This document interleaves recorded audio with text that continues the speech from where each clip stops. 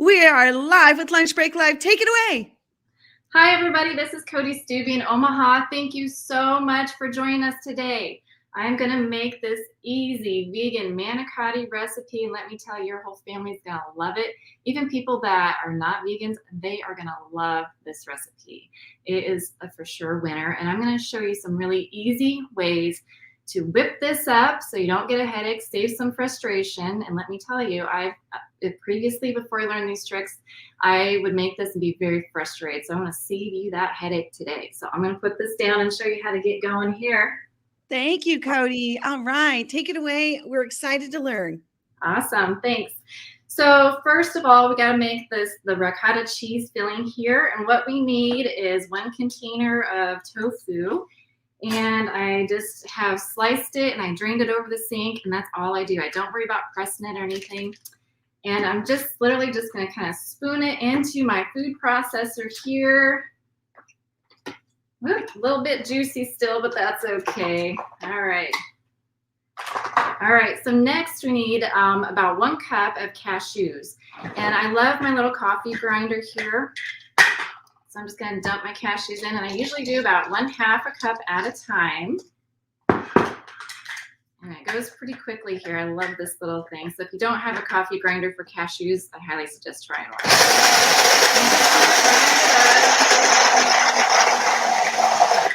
I like to tap the lid a little bit too. It's kind of fun. You can take out your frustrations on the lid. So in the bottom. Sometimes it gets stuck in there. I just kind of tap it back out. Easy peasy. Got a little bit left here. My kids love this part too. All right. Got to get it on just perfect, or it does not want to go, right? There we go.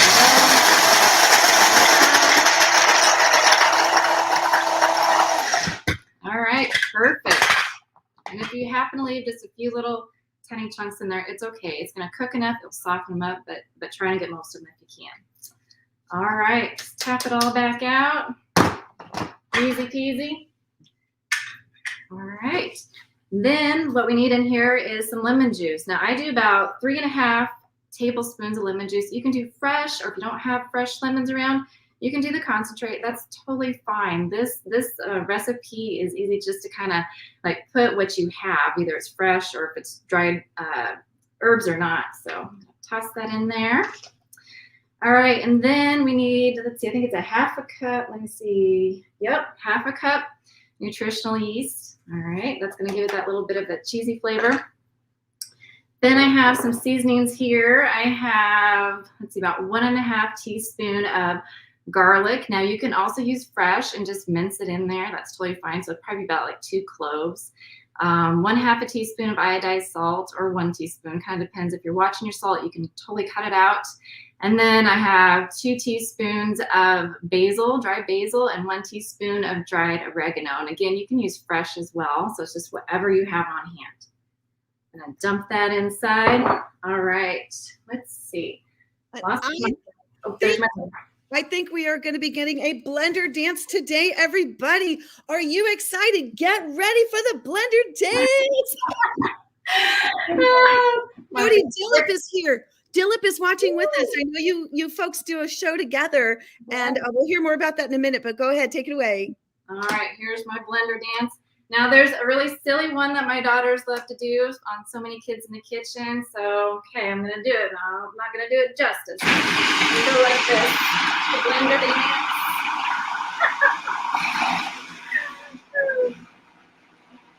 I can't do it as good as my kids' Paige, but I tried. I love it. Now, I love one of the things that attracted me to you so much is the fact that you do cooking shows with your children. You actually bring them in the kitchen. You have other people join you, like Dillip and his daughter. It is so inspiring. We're going to hear more about that, but I think we have another blender dance coming, y'all. Stay tuned. Go for it. Quick one. Then you can do this.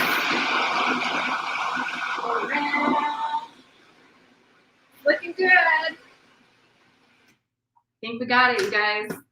All right. Okay, so we got this all nice and blended, all right? So now, this is where one of those time-saving tricks come in, you guys. So previously, let me just tell you this. So when I used to make manicotti the old way, like you had to pre-cook those noodles. And these noodles, there's different kinds. I actually got these from my really good friend Dillip. So thank you, Dillip, for these. These are amazing.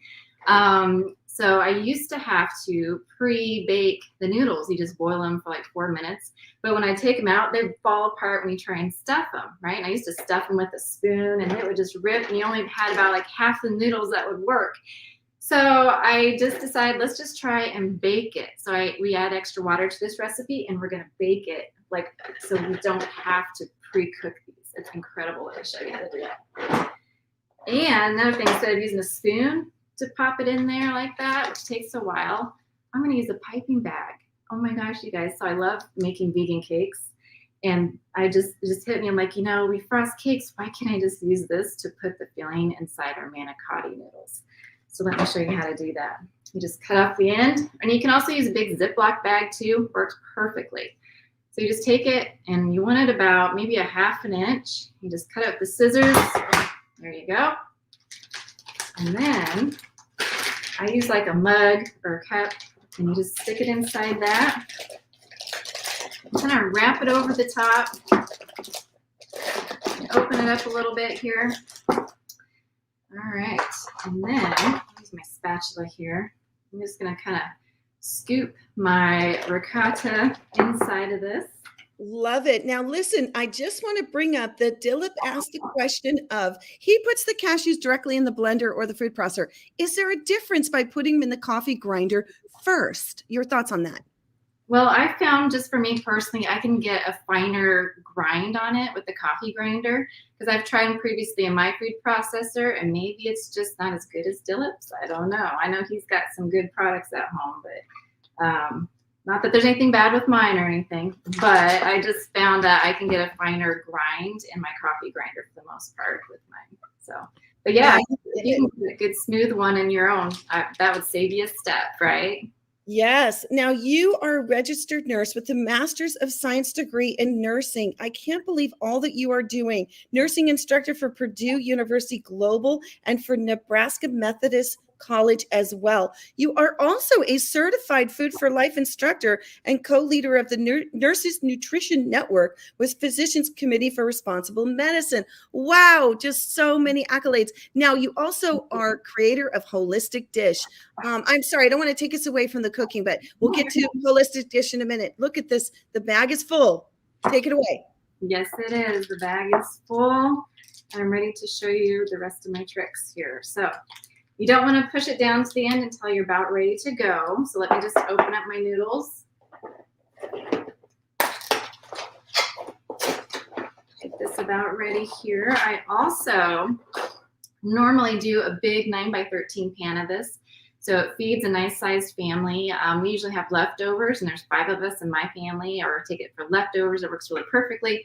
Today's show, I'm just going to show you how to do it in a smaller pan just because I don't want you to wait that whole time for me to finish this up. So first of all, I need to put a little bit of sauce at the base of this pan. And when you're buying your sauces, your marinara sauce, just make sure you get the kind that doesn't have any cheese in it. So you really have to watch out for that. We try not to get added sugar as well. But you can get, just plain marinara sauce, pretty affordable. So, all right, Paige, I'm just going to dump that in. And I'm also going to put about maybe a ½ cup of water at the bottom of this because remember, we have to cook those noodles. So I've got about 2 cups here. I'm not going to use it all for this smaller pan, but for that full size 9x13 one, I really would. All right. If you're wondering if you're going to be able to get this recipe, yes, we're going to have this printable recipe over on janeunchained.com. Tell us a little bit about Wholistic Dish. So I started that last year, and basically I just wanted a nice, just a business. I want to go in and teach Food for Life classes. My heart lies with kids and with future healthcare professionals. So I started teaching Food for Life classes into our nursing curriculum at Nebraska Methodist College. And it's been going so good. Like, our nursing students are learning how to cook to reverse disease. And it's just really been embraced in this community. So I've been really blessed by that and just love Reign of Code Blue. That's a documentary that Dillip was the executive producer of. and it has Dr. Stanzik. It's her story, and I'm going to do a film screen hopefully at the hospital, Methodist Hospital in Omaha, Nebraska in December when Dillip, when we see Dillip. So he's going to join us virtually for that. So, and Dr. Stanzik as well. So I'm really excited about that. So I'm going to show you how to stuff these. Great. Take it away. All right. Okay. So you got to keep a hold of it or it's going to come out the backside, and you don't want that to happen because there's a lot here and you'd have a huge mess on your hands. Now, if Nora was here, she'd probably want me to squirt some in her mouth because she loves this stuff so much. But basically, you're just going to take your manicotti and you're going to hold it on one end, and you're just going to insert it and then start squeezing with the one that's got right here. And squeeze it. If you can see that. It's starting to come. I'll try not to make it come off too much. There we go. So it's stuffed on both sides, right? And you're just going to lay it in your dish. If you can see that okay. But you're just going to do them all. And make sure you have plenty. Don't drop these on the floor because they will break. I did that earlier today and about cried. So... Oh, I know. We don't like to waste anything. I want to ask you also about these great cooking shows you have with children. So many kids in the kitchen. Oh my gosh. Tell us about that. Yeah. So my friend Dillip, his daughter New, and then our friend Ella Rodriguez in Rhode Island, and her two kids, me and Max, they join us and we do this cooking show about every other month. And it's like a kitchen to kitchen. The kids just do it. The parents, we basically just do the background, run the Zoom and StreamYard and the cameras. A lot of times these are their own recipes for these kids, but they're all whole food, plant-based. Sometimes we do some dessert recipes.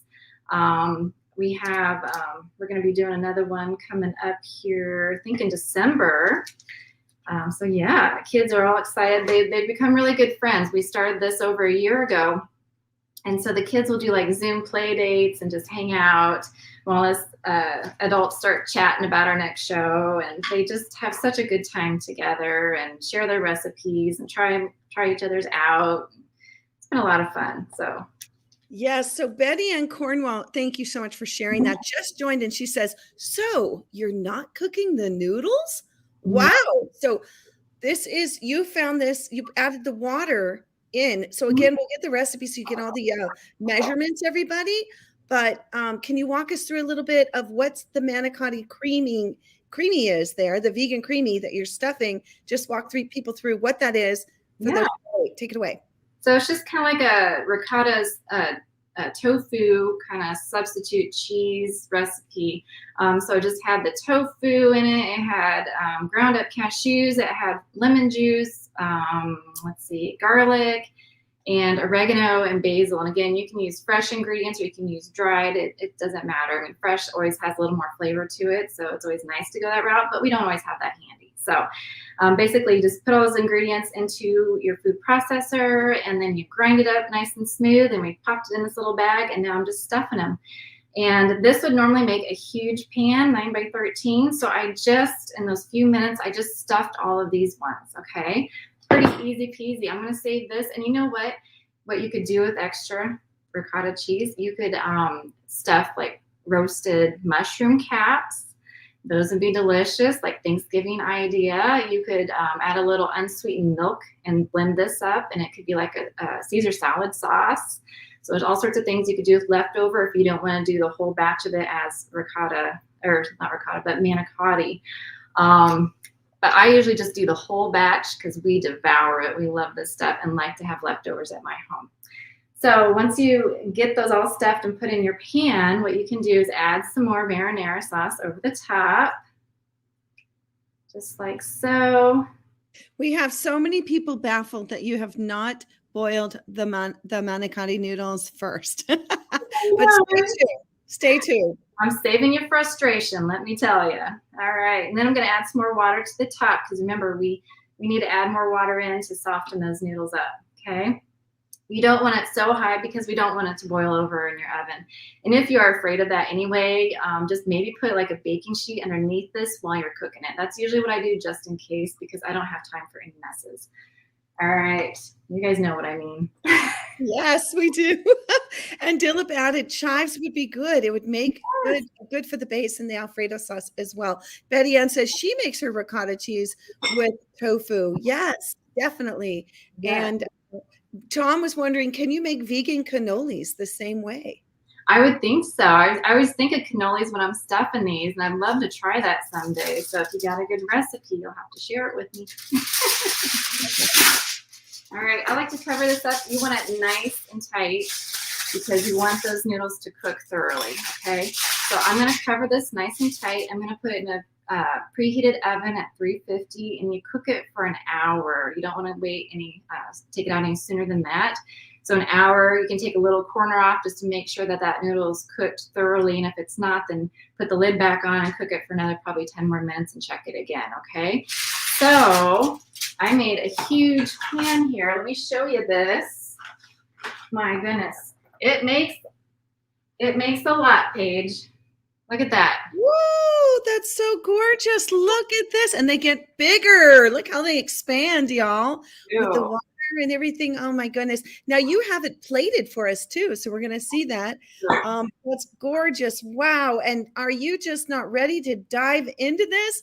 Look how tasty that looks. Wow, everybody. You too can make this at home. How fast and easy and quick this was. Wow, wow, and double wow, wow. You're going to want to head over and go to holisticdish.com. You're also going to want to go to, hang on, I'm going to just repeat the website here for, well, you go ahead. Tell us where people can find the kids cooking show and the other cooking shows that you do.